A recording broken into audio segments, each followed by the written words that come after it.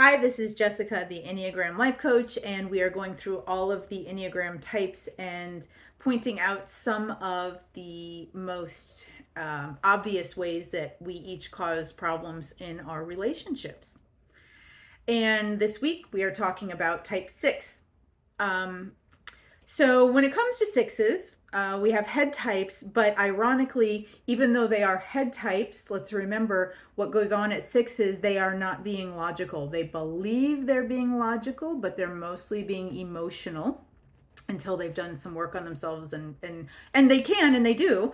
But before that, when they are sort of unaware of how they operate, they can get stuck in fear, which is their vice, and that causes every single one of the issues here that we're going to be talking about today. So the first issue is worst case scenarios. Sixes, because they are vigilant to what could go wrong, which is a manifestation of profound fear. They are vigilant for all of the things that could go wrong in all of the situations, and they will unknowingly project that anxiety onto all parts of their life or their day, but especially their relationships. So it can almost be like what are they called? Like a self-fulfilling prophecy where I think I've said this before, but I worked with somebody who was a 6, and she just kept telling her husband, "Oh, you're not going to love me. You're going to leave me. You're not going to love me. You're going to leave me. You're not going to." And they were married for like 30 years, and then guess what? He left her.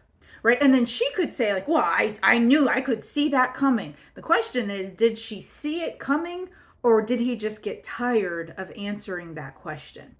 Right? So this worst case scenario, and it also can be experienced as pessimism, frankly. Some people have a low tolerance for what feels like pessimistic people. And so this whole worst case scenario, calling out the extreme worst things that can happen all the time, can be really tiring in relationships. Another thing is chronic second guessing. This comes out of fear. Sixes struggle with self-doubt.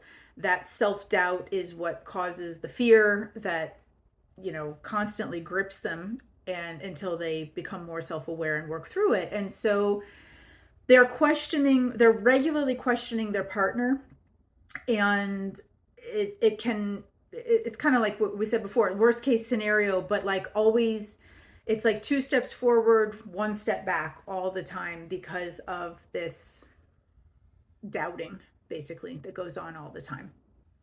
Okay, the third thing is overthinking.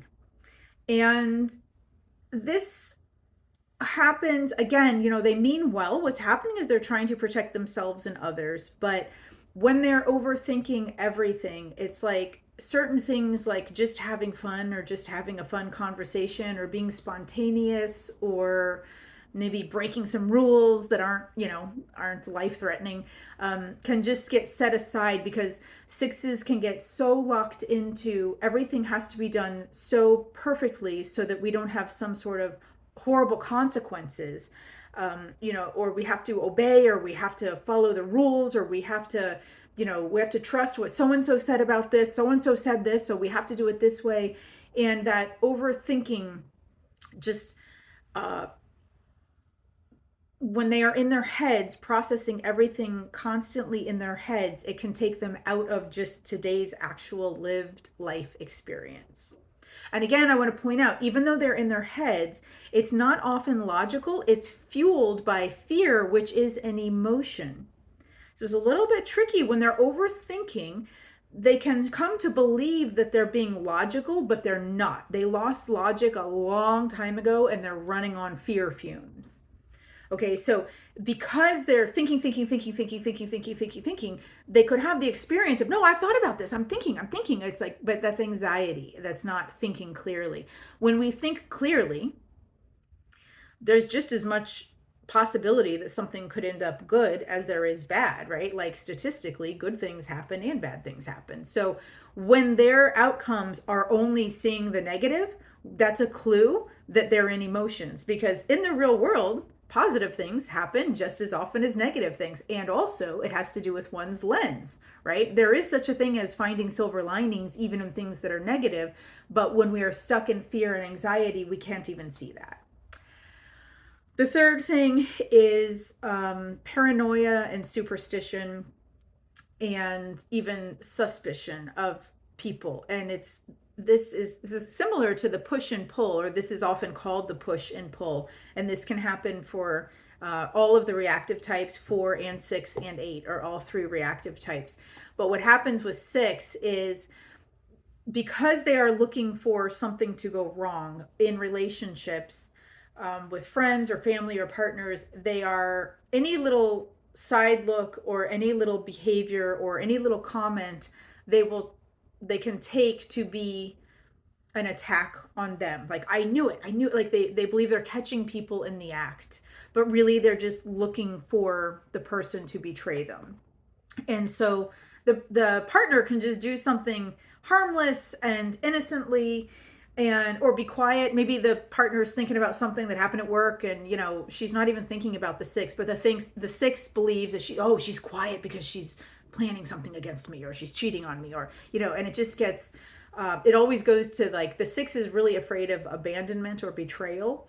And because they're so afraid of that, and they're looking for it, and they're looking for clues of it, it can really be difficult in a relationship with them, because it can feel like they're always ready for you to attack them. But really, they don't see that they're the ones causing that to happen. It's their lens that's causing it. It's not reality. It's not that their partner is objectively trying to betray them. It's that that's their story. And remember, we can have new stories, and you can get out of this. And I've seen 6s get out of this. But when they haven't done work, this is what it looks like. And then the last thing is analysis paralysis, which 6s know this. I mean, they struggle with this in their own lives, right? It's overthinking again, and it's caused by fear. It's not logical. The other types, when we do anything in the world, we know that we don't know everything. There's no way to know everything ever. You always have to take a risk. I mean, every time we step into the unknown, by definition, we're taking a risk, because the unknown is unknown. But for 6s, they can get really stuck in that analysis paralysis. And when you're in a relationship with a 6, it can feel like they're moving too slowly, or it's like they with big decisions or financial decisions, or it's like they are going to go through with it, and then maybe a few days later, well, hold on, maybe we're not, right? It's like, again, forward, backward, forward. It's a very pendulum swinging. Like, it feels like they are ready to go through, and we're going to do it, but oh, no, hold on, we haven't thought about everything, which is true.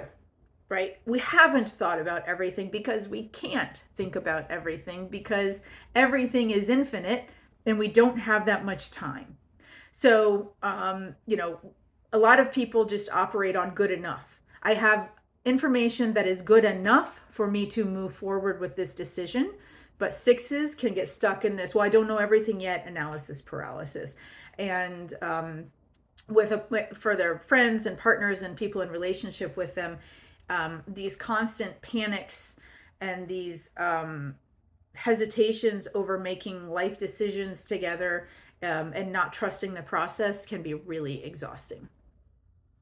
Okay, thanks so much for watching. Like and subscribe, and my next video will be on type 7s.